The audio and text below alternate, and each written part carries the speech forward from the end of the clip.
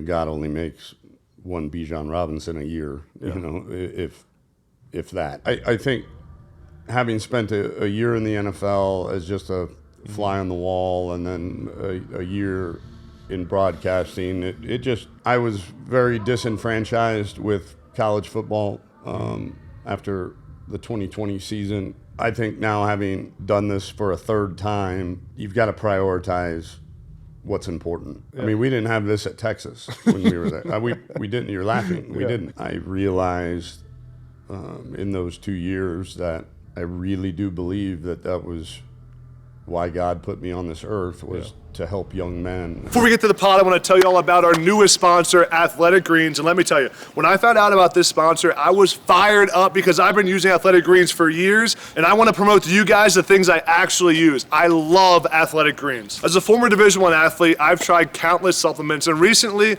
my nutrition and my health has become a bigger deal for me as I get farther away from my playing career. And let me tell you, Athletic Greens is the real deal. Has me feeling healthy and energized every single day. With as much as I'm on the road, traveling, shooting podcasts, it's hard to have a healthy diet, hard to have healthy nutrition, hard for me to get my vitamins and minerals every single day. My doctor even told me that last time I saw him. But with Athletic Greens, I get 75 plus vitamins, minerals, and a bunch of other healthy things. I don't even know what they are, but I know they're good for you. And when I wake up every single day now, I feel energized, my digestion has never been better, and I'm ready to attack each and every day because of Athletic Greens and AG1. So if you want to take ownership of your health like I am right now, try AG1 today at drinkag1.com/nextup, and you get a free 1-year supply of vitamin D and 5 free travel packs when you go to my link, tryag1.com/nextup. And guys, all of you who support this podcast, you guys supporting our sponsors helps me a ton. So please go support AG1 and support Next Up through the process and optimize your health and nutrition today. drinkag1.com/nextup. Check it out. Before we get back to the pod, I got to tell you all something real quick. If you haven't heard already, it is Smooth Sack Summer. That's right, this is the summer you keep your balls cool while still looking hot with Manscaped. Manscaped's the leader in below-the-waist grooming, and they all want us to have a ball this summer. Dive headfirst into Smooth Sack Summer by going to manscaped.com for 20% off and free shipping with my code ADAMB. Quick story for you guys about Manscaped. So last summer, before I was a Manscaped user, I was grooming myself before I went to the beach. And let's just say I had a little accident and nicked my balls the wrong way. I had a little bit of a cut. Now, normally I'm a big beach guy and dive right into the ocean. Now, normally I'm a big ocean guy, but this time I went headfirst into the salt water, and let's just say that grooming issue down below came back to haunt me in the worst possible way. That was when I went looking for a solution for my grooming, the family jewels, and I found Manscaped, and I've used it almost every single day. Well, not quite every day. Every other day since. So trust me, you're hearing it from me, a guy with experience. You need Manscaped to trim your family jewels because it is officially Smooth Sack Summer. Go to manscaped.com, use my code ADAMB for 20% off and free shipping on your next order. And please, guys, support the sponsors of this podcast because it helps me, allows us to travel around and have one amazing guest. So support Manscaped for sponsoring this pod. Go to manscaped.com, use the code ADAMB for 20% off and free shipping on your next order. What's up, guys? Welcome back to the Next Up podcast. I'm Adam Breneman. We're in Boca Raton, Florida, at the Florida Atlantic University campus, talking to FAU head coach Tom Herman. Year one on the job. We're going to talk to him about all things college football, NIL, his career, his journey from Houston, Texas, OC at Ohio State, to being here today and building this program to one of the best in the AAC. I've wanted to have Coach Herman on for a long time, so super thankful to him for saying yes and allowing us in his facility today. Before we get to the podcast, please subscribe below. All of your support allows us to travel the country, have one amazing guest in college football, like the head coaches, like the great athletes. Press that subscribe button. Let's go talk to Coach Herman. Next up. Hey, sorry to keep you waiting. You're all good. You're good. We're good. We got all the time in the world, man. How you doing? Great. You? I appreciate you doing this. I don't know your history. What is? So you actually I'm assuming recruited me very briefly to Ohio State. So I had just from where? Harrisburg, Pennsylvania. I was a tight end in the class of 2013. You had just gotten the OC job at Ohio State. Yep. And Tim Hinton was the tight ends coach there. Yep. Was recruiting me, and then there were like 2 months where you were there. Tim was at Notre Dame, so he probably knew of you from. Yep. So then we never met, but I just knew. I remember when you got hired there, and I ended up committing to Penn State. So I played at Penn State for 3 years, and then transferred to UMass. Played at UMass for 2 years. Yeah. We came down here. Play for it at Penn State? I played for O'Brien and Franklin. O'Brien and Franklin. O'Brien, yeah. So I was 1 year with O'Brien. O'Brien left for the Texans, and then Franklin for 2 years, and then I went to UMass, and it was Mark Whipple. Yeah. Coach Whip was slinging it around, like threw it 55 times a game. He's an OG, man. Yeah. But yeah, I appreciate doing this. I'm excited. We've been doing kind of like a head coaches tour, going all over to talk to different coaches. And yeah, when did you how did this come about for you? Yeah, I started about a year ago doing it. Take me through. So you finish at UMass. So I finished at UMass. I was a All-American 2 years in a row at UMass. Caught like 75 passes at tight end 2 years in a row there. Was in the Senior Bowl, all that stuff, and then failed my physicals on my left knee. My left knee's been an issue since I was at Penn State. Cartilage damage, had multiple surgeries. Failed my physicals, retired from football, and then I coached. I was with Coach Herm at ASU for 2.5 years. So Herm Edwards at ASU. What was the tie there? Herm was the head coach in the Under Armour All-American game when I was in high school. Gotcha. So I knew Herm from that, and then Herm was at ASU. They then made some coaching staff changes, and they had 2 wide receivers coaches. So they had an inside receivers, outside receivers coach, no tight ends coach. So they were like, we need to find a GA that could also coach the tight ends. You know how that. And and the strength coach at ASU was my strength coach at UMass. Oh, there you go. There's a connection. He was like, oh, I got a guy that may want to coach. Called me. Called me on a Friday. I moved to Arizona on a Monday. You know how it goes. So you GA'd for a year, was a tight ends coach there, and then whole staff gets wiped out at ASU. And then I was trying to figure out what I wanted to do. Had always liked media, and then about a year ago went all in on media. So I do a bunch of stuff, but I called games last year for the first time with ESPN, which I know you did, and had fun doing that. God bless you. It's a whole different. Yeah. It's a whole different. Like I said, I was listening to you talk to Pete Thamel about it, and it's funny. You were talking about the growing pains of it. I remember when I first heard a producer talk in my ear when you're live on TV. Like, why are you talking? I'm talking and I'm supposed to listen to you while I'm talking. It doesn't work that way. I talked back to him the first time. He's like, I'm in the middle of saying something. He's like, he's counting down the commercial. I'm like, I got you. but yeah. So then did that. So yeah, it's what we've been. I've had you on the list of coaches I want to talk to you for a while, just because you've been around a lot. So all right, are we going? Yeah, we're good. We're rolling now. We good? Year 1 at FAU. How's the adjustment to the Florida life been? You liking it down here? Oh, it's been great. It's been unbelievable. When we set out to get back in this, we wanted to make sure that a program checked 2 boxes. One, is my family comfortable and happy living there? And 2, can you win championships? Mm-hmm. And this was one of, if not the only spot that checked both those boxes. And for the last 7 months, couldn't be happier. Yeah.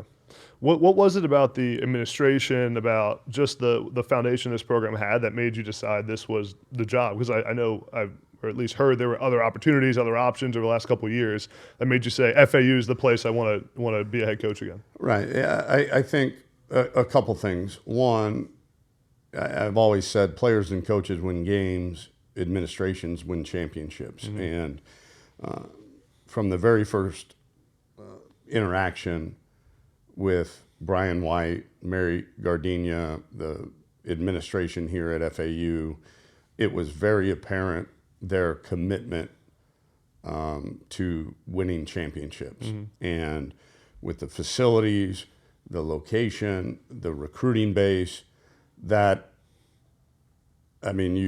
ball all of that together, and it was the right place at the right time for us, because I do believe that FAU, we are on the cusp of something really, really big. How big was the conference change to the AAC? And then you mentioned the facilities. This place has great facilities, great stadium. It's in a great recruiting location. How important were all those things, especially the conference? I mean, going to the AAC, which is obviously a better, more competitive conference, more exposure, those kinds of things. Well, yeah, having spent time in the American when we were at Houston, I knew that that conference is, head and shoulders above any of the other quote unquote non-autonomous five. And it was a little bit,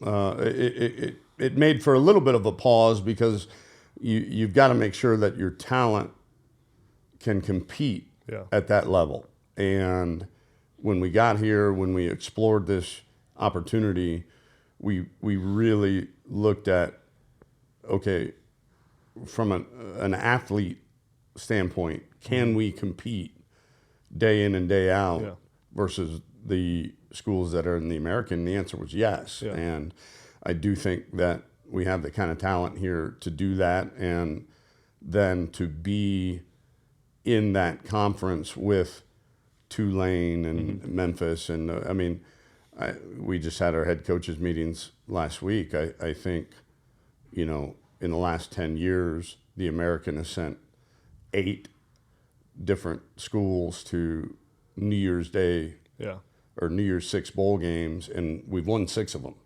So it is a very, very competitive conference that we felt like we also had the talent to be able to come in and compete immediately. You mentioned the talent. I'm curious just about your recruiting philosophy at a place like this where it's in a great location. So it's easy, not easy, but it's a place kids want to come visit. It's a place that you have the appeal of the weather, all those kinds of things. At the same time, it's a location that everyone in the country comes to recruit. Every school in America, from USC to Penn State to Michigan, they're all Notre Dame, they're all coming here to recruit. So you're competing with them along with Florida, Florida State, all those, Miami, the powerhouses. What's the dynamic like? What's your philosophy? What's your strategy when it comes to recruiting the state of Florida? Well, I think the philosophy is very similar to what we had at Houston, meaning are we going to beat Florida and Florida State on kids from this area? More times than not, no. Okay. Are we going to try? yes. Are there one-offs? Yes. We signed Ed Oliver at Houston, so 5-star, right? Yeah, 5. Yeah. So, it happens. Long story short, we understand the pond that we're swimming in or fishing in a little bit. And I really do believe that if we can make sure that in Dade, Broward, and Palm Beach County, if we can make sure that the young people understand in those 3 counties especially, and the entire state of Florida, but those 3 counties especially, we don't want some mid-level, quote, Power 5 school coming in, from Oregon or Indiana or New Jersey, coming in and thinking and convincing a kid that going 3,000 miles away is in their best interest. We need to make sure that the kids that are local, the kids that are in our Tri-County area, that they understand that we're their hometown Division I college football team, and that I've never met a general manager that has ever said, "Hey, we're going to draft that guy because of the patch on his jersey or because of the conference that he plays in." It doesn't happen, and great players get drafted because of their resume in college, and we want to make sure that the recruits in our area, in our backyard, understand that they're going to play a very, very high level of football and be exposed to the National Football League right here in their own backyard. Is that part of your recruiting pitch, is especially for guys that may have some other offers, Power 5 offers, you can come here and be not a big fish in a small pond, but you can be the guy here. You can come in and maybe better chance to play right away. Maybe don't have to go far away and go to a Power 5, but come dominate at home. Is that kind of what you said? Yeah, I think I mean, you have no idea the amount of phone calls we get from guys that go far away, out of state, because they thought Power 5 was the way to go, and they want to come home. They want to come home. And I think the stat is like 90% of kids that transfer in Division I football transfer within 150 miles from their hometown. And so we understand that aspect of it. If we lose a recruit to one of those out-of-state, far away places, let's make sure we have a great relationship with him and his family, so that when he is inevitably ready to transfer, that we've got a home for him. But I think it's just absolutely paramount for us to create a culture, a vision, a dynamic throughout Dade, Broward, and Palm Beach County that, guys, you don't have to leave home. Like, I promise you don't. And that's not a recruiting pitch. That's not a sales job. That is an old man that's been around the block a time or two, that understands the way things go, and we're giving you an opportunity to stay close to home and play and develop at the level that you probably wouldn't get had you gone out of state. I'm not sure I would ever leave here if I grew up here. I mean, I think the sign says "Winning in Paradise," right? Yes.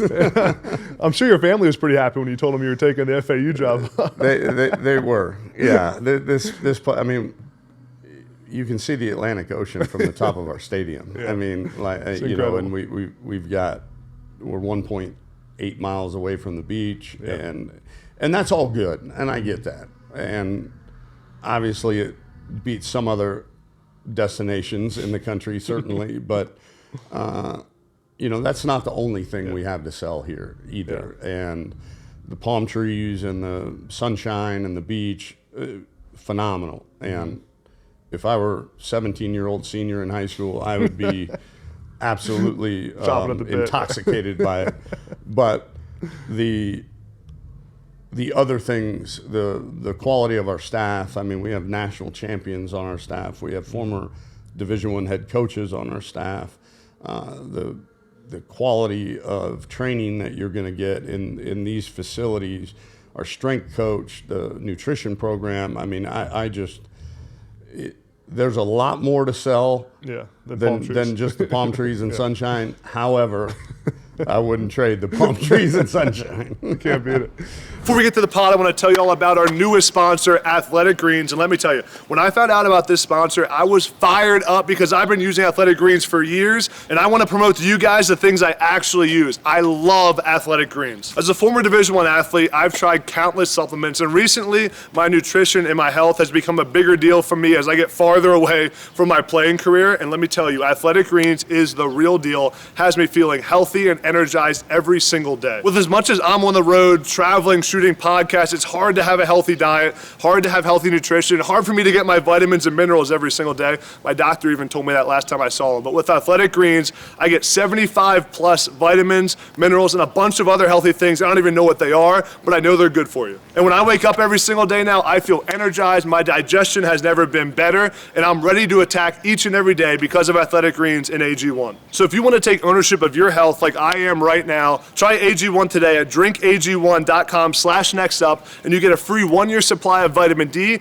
and 5 free travel packs when you go to my link, tryag1.com/nextup. And guys, all of you who support this podcast, you guys supporting our sponsors helps me a ton. So please go support AG1 and support Next Up through the process and optimize your health and nutrition today. drinkag1.com/nextup. Check it out. Before we get back to the pod, I want to tell you guys about Prize Picks, the best way to fire on sports. It's how I fire on sports every time there's a big game. Prize Picks is different than regular sports betting. On Prize Picks, you pick players and not teams. So every player has a set projection for each game. Say Steph Curry, 30 points total, and you pick higher or lower than 30 points, and if it hits, you win. So if you know sports and know players and know how they're going to perform in each game, you can make tons of money on Prize Picks. And the best part is Prize Picks is fantasy, not sports betting, so it's legal in most states, all the states in the yellow below. And now here's the best part. I have a $100 deposit bonus for you guys. Use the code NEXTUP when you download the Prize Picks app or click the link in the description, and you'll get a $100 deposit bonus to use the next time you want to fire on Prize Picks.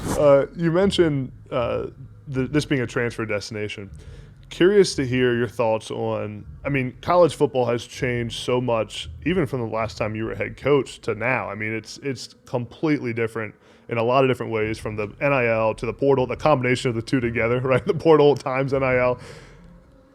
I don't even know where to start. How has it changed your philosophy from a recruiting standpoint, scholarship allotment, you know, how many scholarships you're saving for transfers versus, and then even like staff? I mean, you probably have a or a college personnel guy. I mean, it's changed everything, right? Yeah, it is, and we were prepared for it. The portal is nothing new. The portal we had when we were at Texas, NIL was about to come online, if you will, and we were prepared for that.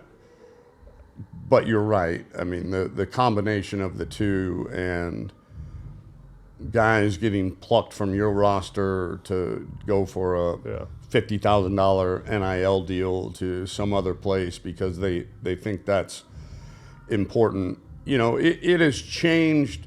Probably the most that it has changed for me is the fact that you've got to constantly recruit your own roster. And it's difficult, but it's the way that business is done. And, you know, I got this job in December and could have gone on the road my first week on the job, and I chose to stay here for an entire week to meet with the current players on our roster and recruit them rather than go on the road and recruit. It's crazy. And so, you know, we're doing a really good job of, you know, I know that there is a collective in place. I know that our guys have tremendous business opportunities here in Palm Beach County and Dade and Broward County, certainly. And we want to provide that to them. But I think the biggest thing is, like you said, roster management. Like, what is my roster going to look like 3 months from now compared to right now? And then the willingness and ability to recruit your own roster and make sure that the good players stay. Yeah.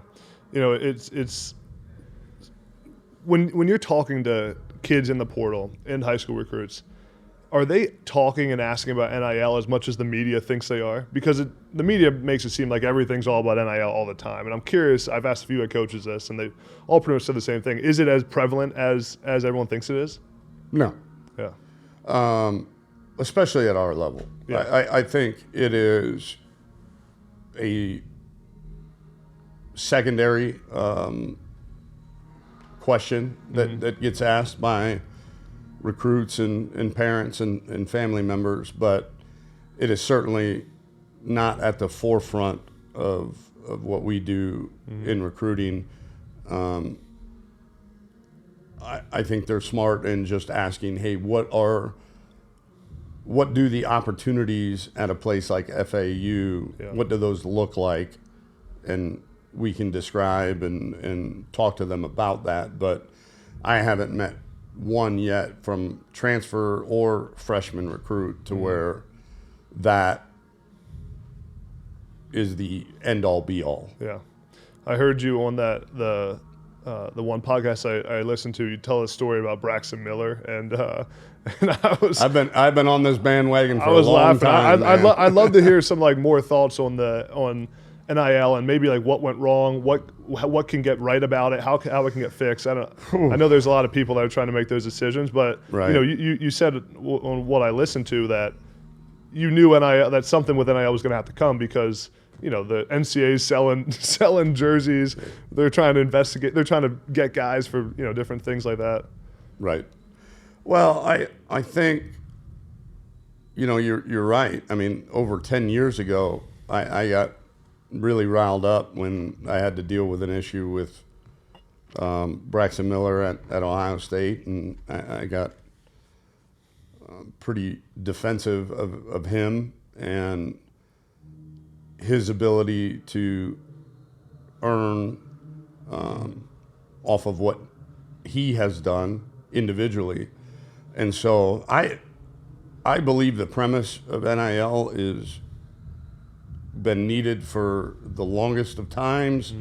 And I think that it is something that is very much long overdue for all of our players. Every human, in my opinion, that is walking the planet should be able to monetize their name, image, and likeness if the market says that that is what you deserve. And so I'm glad that we've taken that step. Now, we've got to find a way to get it out of recruiting. I know the NCAA had the best of intentions when they allowed for name, image, and likeness compensation to be provided to our players. But I think, as we all know now, it's become, with collectives and with contracts and all that, it has become, at certain places, a recruiting inducement. Yeah. And we've got to find a way. I don't know the answer to that, other than continuing to crack down when we have evidence of it. But if we can find a way to get it out of recruiting and get it back into what it was meant for, was for the Braxton Millers of the world, that some other organization is making money off of his name and his jersey. There's a return on investment there. Then he should be the one. Reaping the benefits of his hard work and performance. But what we've got to figure out how to get out is, just paying guys to pay guys that haven't earned, their market value in name, image, and likeness. It seems like the NIL at its core and the portal at its core is great. But it's the combination that makes it the issue. Correct. Right? Correct. I'm curious to hear how, when you took the couple years, you were in media, how you decided that you wanted to be a head coach again. Like, what was the process there? Was it ever a thought of maybe I wouldn't coach again? And then what made you say, I miss coaching? Because too, the funny thing to think about for me is like how different a coach's life is than like if you're not coaching. I mean, they're just so different, the real world versus coaching. They are. I think having spent a year in the NFL as just a fly on the wall, and then a year in broadcasting, it just,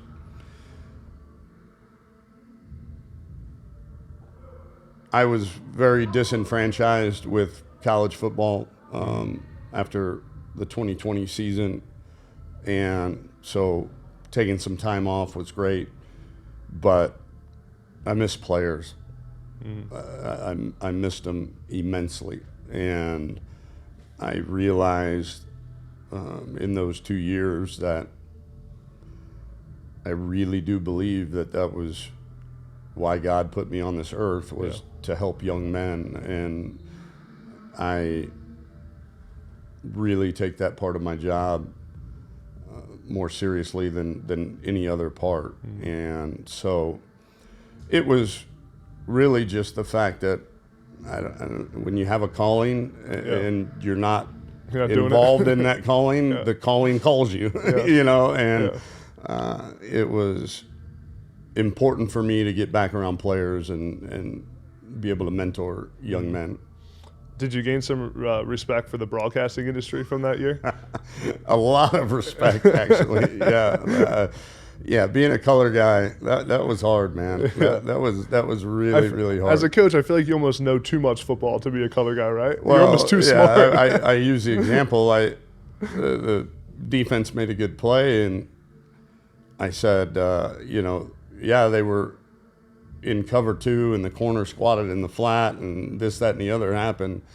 We go to commercial, and the producer's like, hey, when we come back, explain to the audience what cover 2 is and what squatting in the flat means. And I was just You're like, it's cover 2. What are do you mean? serious? It's cover 2. That's hilarious. But yeah, I mean, it gives you a newfound perspective on how the public digests your game, you know, and a lot of it is reliant upon the broadcasters that educate them. Yeah. What's something that maybe you've changed about your philosophy, or just if you look back at your prior head coaching stops as different, something you do different now, you know, that maybe you learned from, or just something that's changed your philosophy? I'm good on that one. I don't want to get too far into me, and Gotcha. I want to steer it back to this program. Okay. Yeah, let me see. You've got great hair, by the way. Thanks, man. Appreciate it. Can we talk about, I want to ask you what other coaches have made a big impact on your career? Can we talk about that? Yeah, that's fine. I would think certainly the first one, or first two, would be my two college coaches, Scott Squires and Ben McEnroe at Cal Lutheran, believe it or not. You know, coaches have had a tremendous impact on my life. Then certainly a man that I consider my mentor to this day is Greg Davis, who was the offensive coordinator at Texas when I was a graduate assistant. Kind of basically taught me football. Yeah. And then probably the guy I reference the most in terms of developing myself as a young coach is Ron Randleman. Was the head coach at Sam Houston State for 24 years. I spent 4 years with him. 2 of those years were playoff run years in FCS, and he taught me a lot about, you know, coming from being a player to a GA to now a full-time coach. What is it going to take? What kind of personality? What kind of lines do you need to draw in terms of, you know, setting boundaries and all that? So those coaches definitely, and David Bailiff at Texas State and Rice. He really proved and taught me the value of relationships with players and the value of making sure that as big a business as college football becomes, the players are what matter. Yeah. And that's why we got into this, and that's why we stay in this, and we should never forget that. And he really reinforced the value of relationships with players and fighting for the players at every turn. Yeah, no, that's awesome. I heard you talk a little bit on another show at one point about mellowing out a little bit, or not being as you know, in practice, not yelling as much, and then also spending more time around the players. Where did that come from? And is that just, you know, from being around and seeing a lot of things and you know, adjusting kind of how you operate? Yeah, I think just experience. I think you grow with the times, and I think this generation of players needs that. I think sometimes you feel good. It's a lot like being a dad. Yeah. You feel good about all the work you do behind the scenes, about getting them a new grass practice field, about building a new facility, getting them more in their per diem check. What you know, you're fighting these battles daily for the players, and they never see it, right? They don't, and that's okay. Yeah. And so I think, you know, much like a child, my kids, if you will, you know, they don't care how much money you make. They don't care how big the house is. They just want dad. Yeah. And I think that's what, you know, today's generation wants. They just want coaches to be around. They want coaches to have genuine relationships with them, and that's right up my alley. I'm pretty good at that. Yeah.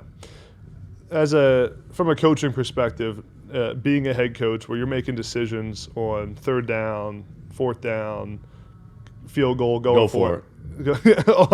That's usually your philosophy. Yes. But my question is, how much do you rely on your own instincts versus the book and what the guy in the booth is telling you? Because I'm not sure if you have it, but every coach I've seen has a guy. The book says, 4th and 2, we're going for it. We call it the binder. The binder. We've got the binder. Yeah, the Bible, the book, the binder. How much do you use that? Surprisingly, as aggressive as we've been in my history as a head coach over the years, we've been one of the more aggressive teams on 4th down. I'm actually more conservative than the binder, So just a peek behind the curtain. So after every second down, within regular parameters, like I'm not talking about from the -3 open field, open field. After the second down, I've got a guy in my ear that's saying 4th and 2 is a go. So it may be 3rd and 6. Yeah, I need 4. And I need 4, and so that information is important for sure and helps determine decisions that you make. But I've had we'd be on the -30 and, it's go for it. 2nd and 10. They say, hey, -2 is a go. I said, you -2 is a go. We're not. Sorry. But no, I have, we rely on it quite a bit. I think the 2-point charts that they provide are unbelievable. I think the time management charts that's the toughest part. that they provide are invaluable. The 4th down stuff, the analytics are still probably more aggressive than any of us coaches want to be. So I think that part gets a little bit into gut feel, but you at least have that information provided to you that you can add to the piece of the puzzle while you're trying to make that decision. This is where on the podcast I get in trouble because I go down the football questions too much. I'm curious to hear about your how you go about game planning during the week. With the staff, I've seen it done different ways. I think that's a part of the game that fans always, I get asked about it a lot actually from fan questions like, are you, is it, from the days of the week and when are you doing third down, when are you doing red zone, how do you split up the field, all that kind of stuff? Well, this year will be new for me because we're going to move towards a morning practice schedule. Got it. Yeah. And we've always been morning practice in the spring, but we've been afternoon in the falls. And so this will be new for me in the fall. But Sundays, just philosophically, Sundays, you bring them in, you flush out, you do a little lift and run with a strength coach to flush out the soreness of the game the day before, plus the celebration party the night before. Hydrate them up a little bit. Yeah, exactly. And then, we let them go. Monday is all game planning all day. Players are off from activity, football-wise, mandatory activity. Yeah. And then Tuesday is 1st and 2nd down, open field. Wednesdays are 3rd down and red zone.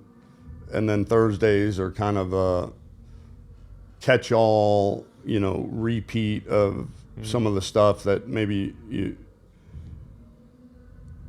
need another look at from Tuesday but didn't get it Wednesday, so now you got to get it Thursday, as well as we do some, mock drives, so that the kids get a feel for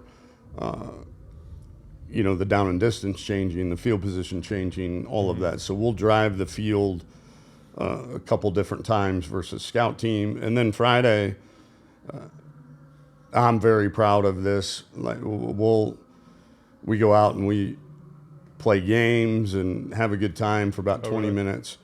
And then we have about a 45-minute walkthrough, offense separate from defense. And then when we go to the hotel or we get on the plane, I tell my coaches, there's no more football. Like, we're done. And so when we're at the hotel, we call it Family Fridays. Like, we have chapel, and then, we got a room where we watch the Friday night game of the week. We've got a room that's got a movie. We've got a room that's got dominoes and spades, and Connect Four is like a big thing. Like I didn't know that. Chess. We had a couple guys wanted to play chess. So I tell my coaches, because I've been on those staffs where we meet them till 10 o'clock at night on a Friday night until their eyes are bloodshot, and it's like, guys, if they don't have it by Friday at the hotel, you better not call it on Saturday in the game. I don't care how much you meet. So we make sure that Fridays are a big day of fellowship and family and just kind of bonding. Yeah. You haven't bought into the Fast Friday phenom that a lot of these programs are doing? I have. You tried it? I've researched it. Yeah. Which means you would walk through on Thursday, no sweat Thursdays, and then fast Fridays. I have, and I get the science behind it about the central nervous system and charging that thing up, 24 hours before a game. But I also know that our Thursday practices are full speed. And if we were then to try to do those on Friday, it wouldn't be as it wouldn't work. Yeah. So you're almost half speed on 2 days then, right? Correct. Yeah, and I don't want to do that. We gotta be fast. Hold up a second. Father's Day's right around the corner and you haven't gotten your dad anything yet? What are you doing? Don't worry, that's where the sponsor of today's show, Manscaped, comes in. I got you guys covered. You guys both know he needs some serious grooming in his life. Most dads do. So grab your dad the Performance Package 4.0 and help him contain the beast. And the reality is it's a win-win situation for both mom and dad. I think mom will like it a lot. Go to manscaped.com and use the code ADAMB for 20% off and free shipping on your next order for Father's Day. I'm even helping you save some money on your Father's Day gift. Manscaped.com for 20% off and free shipping. Get your dad what he really needs for Father's Day from Manscaped. And as always, please support the sponsors of this podcast. By supporting Manscaped, you can support me and Next Up and allow us to keep putting on more and more amazing podcasts for all of you. Manscaped.com. Use the code ADAMB for 20% off and free shipping. Before we get back to the pod, I want to tell you all about an awesome offer I have for you on Prize Picks. I have a special code, Next Up. Next Up is the code. Put it into Prize Picks when you download the app, and you'll get a $100 deposit bonus the next time you play. Prize Picks is the best way to fire on sports. I use it all the time. And on Prize Picks, you pick players, not teams. So if you know sports and know players and know how they're going to perform, you can ball out on Prize Picks. Use the code NEXTUP for a $100 deposit bonus, or click the link in the description below. Let's fire on Prize Picks. Another part that I've asked some coaches about that the fans really like hearing about is when you get hired as a head coach at a place like this, what's the next week like when you get hired? 'Cause it's a whirlwind, right? As you mentioned, you're recruiting your own staff, you're recruiting your own players, trying to hire a staff. You got a million, people don't even know who your coaches are. You don't know where your office is, and kids are calling you trying to transfer, right? Take us through the first week on the job here. What was going on? It's like trying to drink out of a fire hose. I know that expression gets used a lot, but it's just so much coming at you. And I think now, having done this for a third time, you've got to prioritize what's important. And for me here, the current players were by far the most important thing, because I knew that we had a talented roster. And then beyond that is getting to know the key stakeholders / decision makers throughout the administration and beyond. And then, hiring a staff. I was blessed. I mean, I don't know if it's ever been done before, but I kept 4 assistant coaches from the previous staff and the strength coach. Wow. And couldn't be happier that I did. Those guys, and Brandon Harris, Ed Warner, Derek Gibson, Chad Lunsford, and then obviously our strength coach Joey Gracio, like what a godsend that was for me. Not just from a staff standpoint for the long term, but in terms of your question, it alleviated a little bit of the pressure on me because I had such a good core group of guys already here. And then is the meetings with the players and then trying to get them to stay, but also the recruits you're talking to. How does it come when how's it go when you're trying to take over a recruiting board or figure out even who you're recruiting and is it just chaos? Yeah, and right, wrong, or indifferent, I didn't care. If you were committed to FAU, you were committed. We were going to honor it, and I didn't watch a whole lot of film because they had a pretty healthy class committed already. I obviously wanted them to get to know me, so you start calling and visiting and all that. But it was, I don't think a recruit should suffer when a head coaching decision is made to make a change. It just felt like the right thing to do to make sure that we honored all those commitments and then get started on the next class. How do you guys go through your offer process? When some programs in the country throw out 600 offers a class, some are more strict with who they actually offer. What's your philosophy on that in FAU's? It's changed over the years. I do understand that in today's day and age, it is very, very difficult to recruit a young man without saying the word offer. What's that even mean, though, right? Yeah, and so, like, we're just replacing words at this point, right? I mean, what offer used to means, hey, we like you, So we have probably offered more guys than what I am used to for a class, but we also understand that we're not going to say yes to a kid that we're not sure can help us win a championship.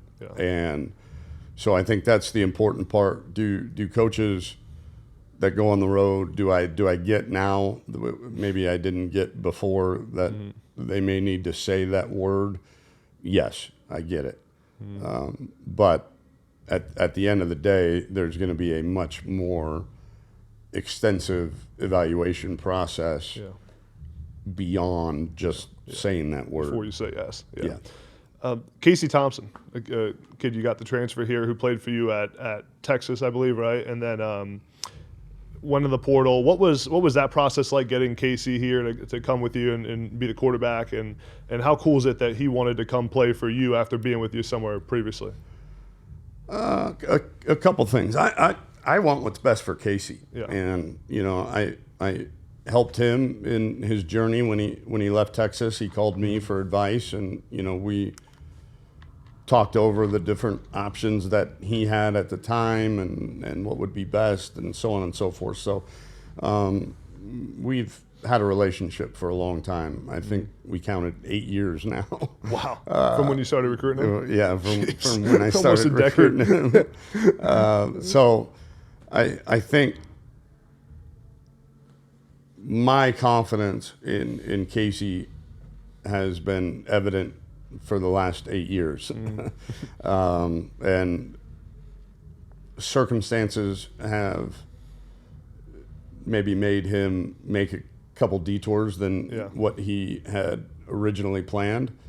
But the fact that him and his family trust me and our staff enough for I told him, I said, Casey, you don't get another shot at this. Yeah. Like, this is it. Yeah. And I want to make sure that if you're going to make this decision to come play here and compete for a job at Florida Atlantic, that this is the right decision for you and your career, not just the right decision for mine and your relationship. Yeah. And I think he was appreciative of that honesty and, decided that this was the best thing for his career. And we're excited to have him. I mean, this is a guy that's started, 2 seasons for 2 different Power 5 programs. Played a lot of ball. He's played a lot of football. Yeah. He understands our culture, understands our language, and thus far has been a really good transition. Yeah. You've seen a ton of really good quarterbacks in college football. I mean, the list is long. You've developed a ton. Yeah, I'm going to have words with Bill Connolly on his 75. You guys didn't see that? His 75. What was it? 75. He ranked the 75 best quarterbacks from the year 2000, and in my opinion, he left a few out. So, a couple guys I coached that were really, really phenomenal players. Yeah. Anyways, we'll have to check out that list, and we'll make a little video on it. But with all the quarterbacks you've seen, and now how much the game has changed, and how it's gotten more spread out, you've been doing it for a long time that way. What does the ideal quarterback for college football look like right now? If you had to draw them up from paper, what's the prototype? Athleticism, size, all that kind of stuff. What are you looking for? You're going to laugh at me and you're going to call me corny, but it's the same as it's ever been for 100 years. I mean, to play that position, to play the quarterback position, requires so much more than the measurables, than the tangibles. I want a competitor. I want a guy that when he's playing his great-grandma in Tiddlywinks, he wants to skunk her. Like, you're not beating me at anything.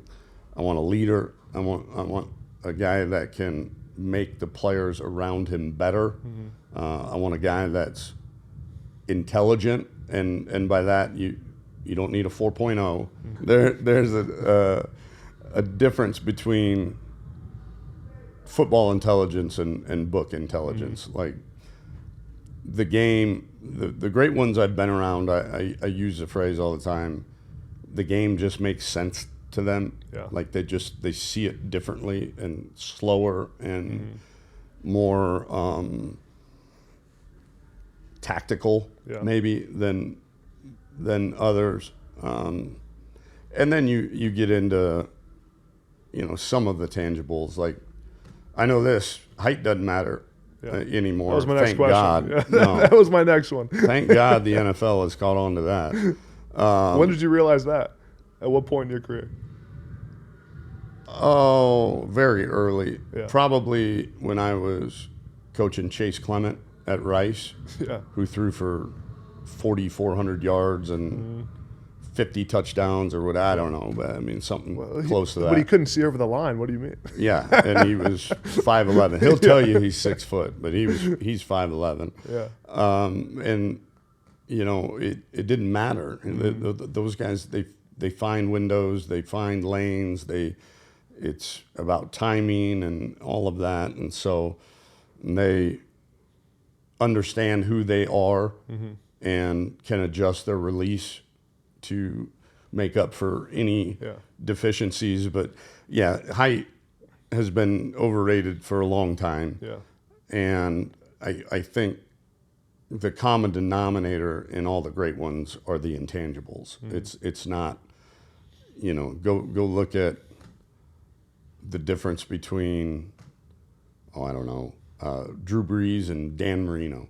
Like, I mean, light years apart physically, right? Yeah. But they have it, and the it is very hard to define, but you know it when you see it and when you feel it. Yeah. The NFL is just now picking up on the height train, right? The last couple of years, really. Well, yeah. I mean, when Baker Mayfield and Kyler Murray go back-to-back years as the number one pick, I was proud of the NFL. Love to see it.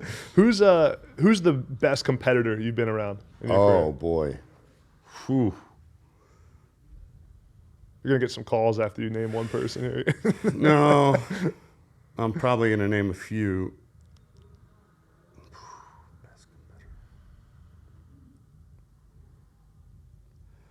Can I give you give just one from maybe each stop? Perfect.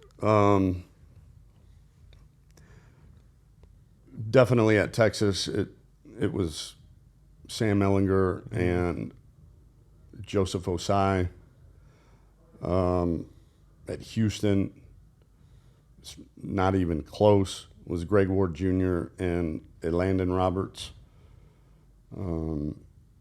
At Ohio State, J.T. Barrett. Prior to that, at Iowa State, probably Alexander Robinson, our tailback.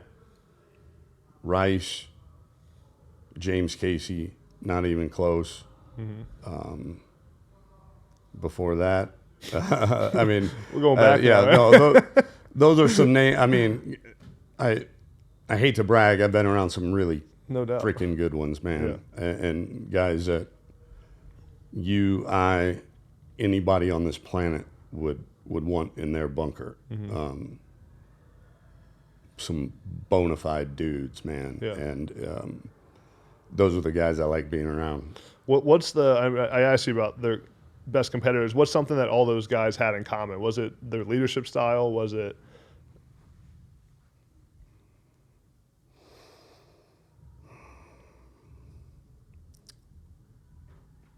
They didn't care about being liked. Yeah. I think nowadays, and you're going to get me on a soapbox here, Adam. I love it. Let's get on it. Well, nowadays, when you're on social media, every app, from Instagram to Twitter to Snapchat, has a what button? Like button, right? I've yet to see the respect button. And I think too often in today's generation, they worry about being liked. And that is not a qualification for being a good leader. Yeah. It is not. Yeah. Be respected? Absolutely. That's the number one qualification of being a good leader. And can you have both? Yeah, you can. Sam Ellinger was respected as all get out and liked by many different factions of the team. You know, go ask Michael Jordan's teammates if they liked him. I don't know what the answer would be, but they respected the hell out of him, and they knew that he was going to push them to be their best and to win championships. And so I think you asked me what they all had in common. I think none of them worried about being liked. Yeah. They always cared about taking care of their business and making themselves as good as they can be. And then when it came to others, they put the team and what was good for the team and how to drive their teammates to the goals that are the best for the team. That took precedence over being liked. And there's something to be said about that.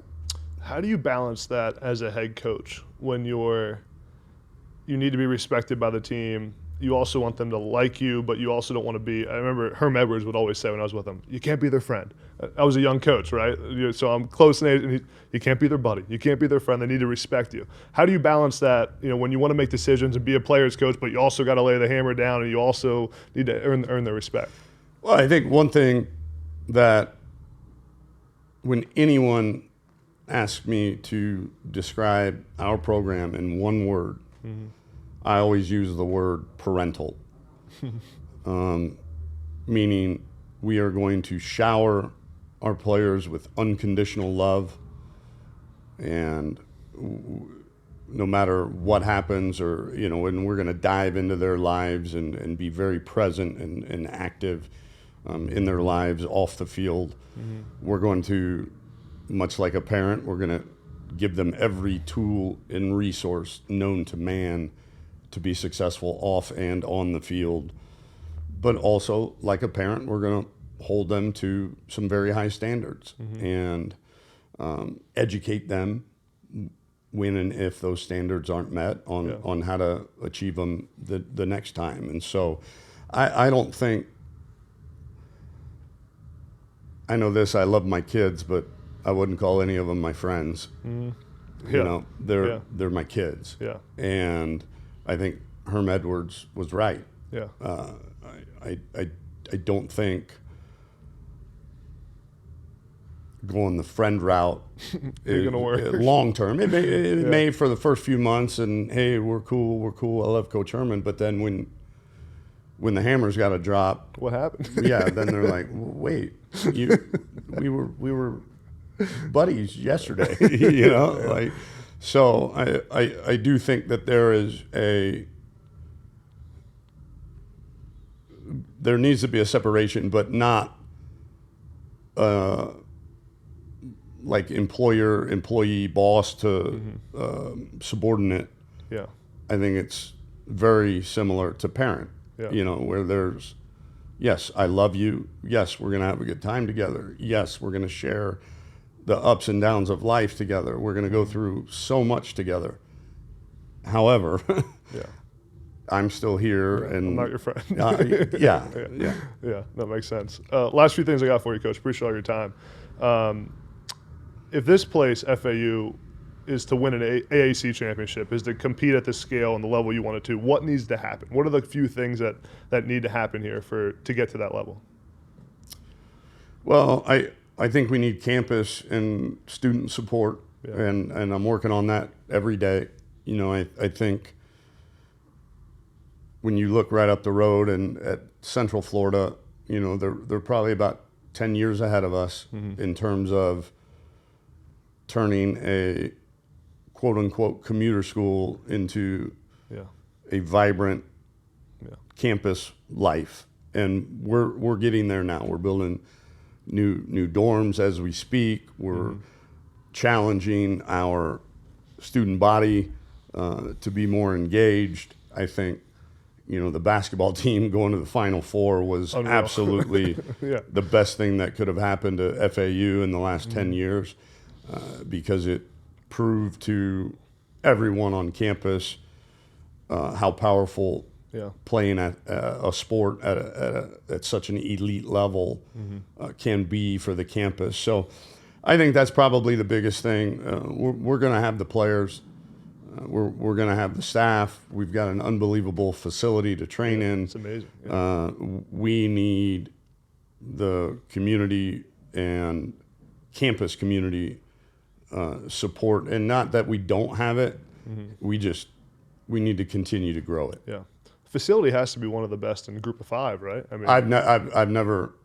I mean, we didn't have this at Texas when we were there. We didn't. You're laughing. We didn't. Now we built it. Some other guys. There now. Some other guys sitting in it. But when we got there, not even close to what we have here. And so the bones are here, and the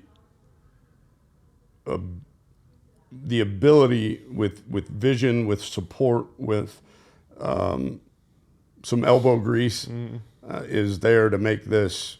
I tell recruits I think at least 75% of Power 5 programs would love a facility like this. Yeah. In the location. Well, yeah. I just thought of something I wanted to ask earlier, and I forgot. When you quarterback talk, when you're evaluating a quarterback on film, a high school kid or in the portal, being around as many great ones as you have, what's the first couple things you're looking at on film? Is it throwing motion? Is it? So we're talking tangibles, not intangibles. Yeah, at this point. we talk the intangibles. What are you looking for from a physical standpoint on film to say yes or no, this guy can play here or he can't? I think accuracy is important. I think it's different when you hit a receiver on a slant here versus here. No doubt. And breaking stride.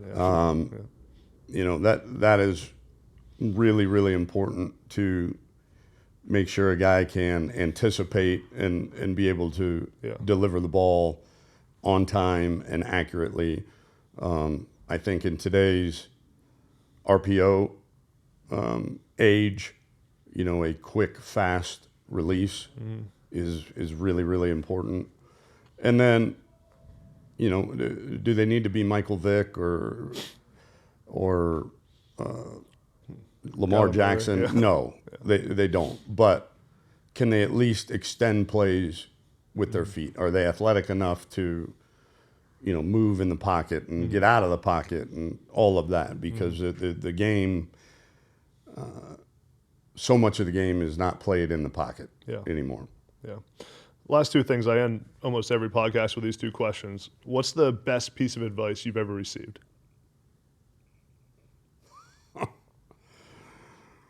I've received a lot of advice.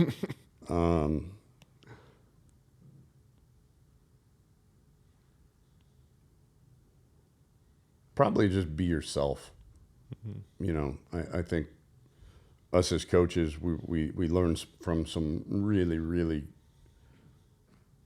quality coaches, and we get to positions that we're in because of the influence that those mentors had on us, but we're never going to be them. Yeah. We've got to be us, and I've got to be me. But with those foundations of success that you've learned along the years, but you've still got to be you in your own skin. Yeah, can't be someone else. No, it makes sense. Last thing, what's your why? What's the reason when you wake up in the morning and you're grinding it out, spending 14-hour days in the office? What's the reason you're doing it? What motivates you? My wife and kids. And I say that, yes, that's true, but there's a 1B, and that's players. My wife and kids, we have chosen this life, and we're too far down the road to unchoose it. So I'm going to do my best to make sure that I provide a life for them, not just with material things, but with examples of how to be a good husband and father and man. But right next to that one is players. Yeah.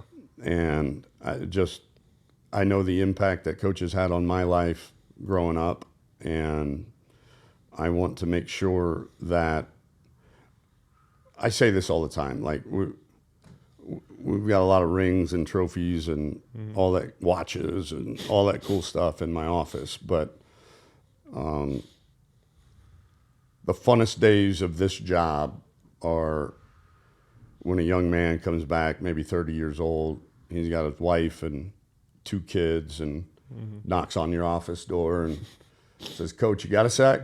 Hey, and it's like, and he says those 2 absolutely magical words to you, which are thank you.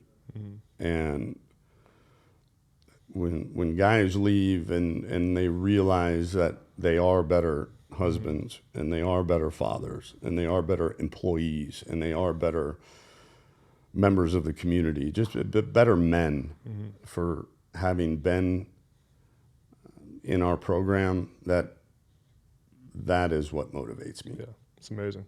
Anything else? Anything else you want to talk about? No. Anything I missed? No. All good? Just hair product? I got nothing in it right now. Well, Come on. Nothing. Just water. Swear. Yeah. I'm not lying. You guys believe this? He's full of shit. There's no way his hair can stand up like that. I'm not lying. Without- It's water, man. 2 hours. Well, then you put it in last night or something, like before you went to bed. No, I'm good. I appreciate your time. It's been fun. I'm excited for people to see it. I know this is more coach-centric, but we've got players around if you want to talk to them, or I don't know what your schedule is. We actually have a flight in 2 hours, but we Where are you? Are you? I'm in Pennsylvania. I'm in you're Philadelphia. Still in Harrisburg? Yeah, I live in Philadelphia. Philadelphia. Yeah.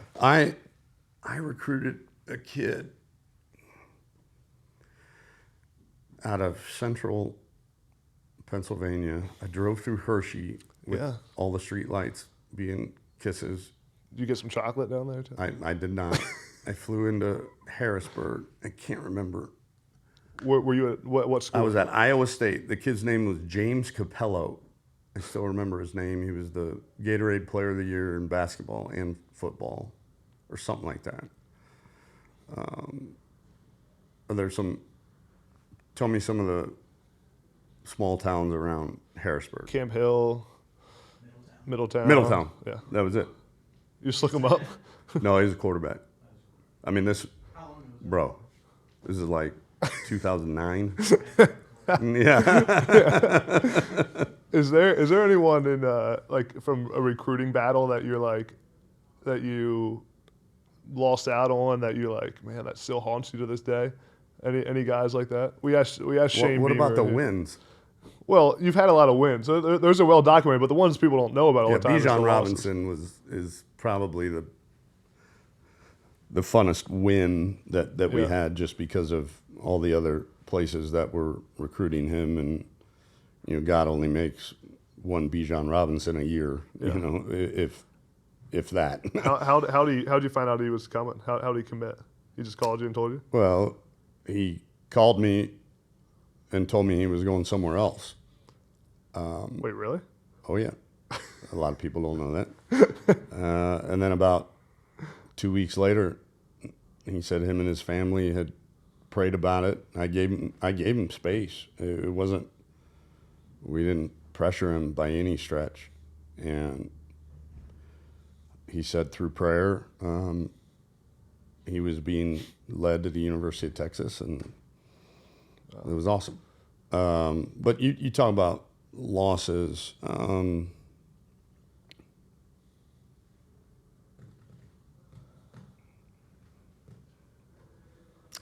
Just because of the season he had last year, probably Quentin Johnston at TCU. Yeah. We had him committed, and for a variety of reasons chose TCU, which obviously worked out for him and his family unbelievably well. Yeah. But I wish we turned out okay. I wish we would have got the coaching. Yeah. That's funny, man. The recruiting trail, that's what those people don't realize, how 24/7 that stuff, especially now. I literally, in the staff meeting, reminded our coaches, like, you're professional recruiters.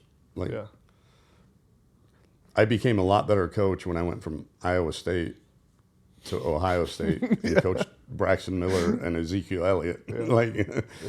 Boy, isn't that funny how much better of a coach I became? I remember Coach Franklin at Penn State one time when I was like thinking about getting into coaching. He was like, "You can get into coaching, but just realize in college, it's like 80% talent acquisition and 20% development." He said, "If you're going to get promoted, you're not getting promoted because you have the best tight end drills. You're getting promoted if you recruit the best tight ends." Amen. And that was my first eye opener. And then I saw it. Like a lot of times the best football minds are like analysts, and they're not always the position coaches, because they're not great recruiters and they don't want to do it. Right. Like, go to the NFL, get out of college if you don't want to recruit. And then you get the position coaches who don't know football at all. They're just the recruiters, right? You try to avoid those, I'm sure. Kind of backwards, right? When you think about it. This guy could never game plan. All right, I got to roll. Appreciate it, Coach. Thank you. Before we get to the pod, I want to tell you all about our newest sponsor, Athletic Greens. And let me tell you, when I found out about this sponsor, I was fired up because I've been using Athletic Greens for years, and I want to promote to you guys the things I actually use. I love Athletic Greens. As a former Division I athlete, I've tried countless supplements, and recently my nutrition and my health has become a bigger deal for me as I get farther away from my playing career. And let me tell you, Athletic Greens is the real deal, has me feeling healthy and energized every single day. With as much as I'm on the road, traveling, shooting podcast. It's hard to have a healthy diet, hard to have healthy nutrition, hard for me to get my vitamins and minerals every single day. My doctor even told me that last time I saw him. But with Athletic Greens, I get 75 plus vitamins, minerals, and a bunch of other healthy things. I don't even know what they are, but I know they're good for you. And when I wake up every single day now, I feel energized. My digestion has never been better, and I'm ready to attack each and every day because of Athletic Greens and AG1. So if you want to take ownership of your health like I am right now, try AG1 today at drinkag1.com/nextup, and you get a free 1-year supply of vitamin D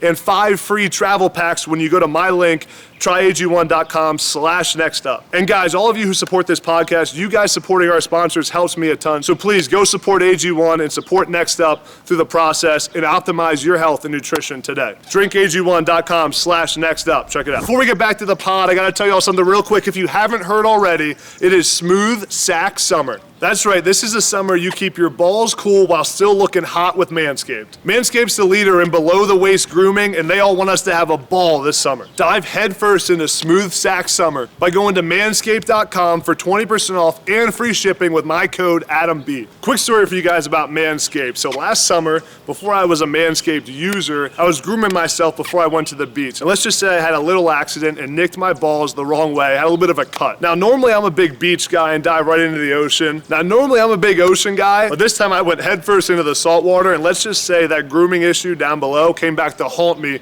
in the worst possible way. That was when I went looking for a solution for my grooming, the family jewels, and I found Manscaped, and I've used it almost every single day. Well, not quite every day. Every other day since. So trust me, you're hearing it from me, a guy with experience. You need Manscaped to trim your family jewels because it is officially Smooth Sack Summer. Go to manscaped.com, use my code ADAMB for 20% off and free shipping on your next order. And please, guys, support the sponsors of this podcast because it helps me, allows us to travel around and have one amazing guest. So support Manscaped for sponsoring this pod. Go to manscaped.com, use the code ADAMB for 20% off and free shipping on your next order. Before we get back to the pod, I want to tell you guys about Prize Picks, the best way to fire on sports. It's how I fire on sports every time there's a big game. Prize Picks is different than regular sports betting. On Prize Picks, you pick players and not teams. So every player has a set projection for each game. Say Steph Curry, 30 points total, and you pick higher or lower than 30 points, and if it hits, you win. So if you know sports and know players and know how they're going to perform in each game, you can make tons of money on Prize Picks. And the best part is Prize Picks is fantasy, not sports betting, so it's legal in most states, all the states in yellow below. And now here's the best part. I have a $100 deposit bonus for you guys. Use the code NEXTUP when you download the Prize Picks app or click the link in the description, and you'll get a $100 deposit bonus to use the next time you want to fire on Prize Picks.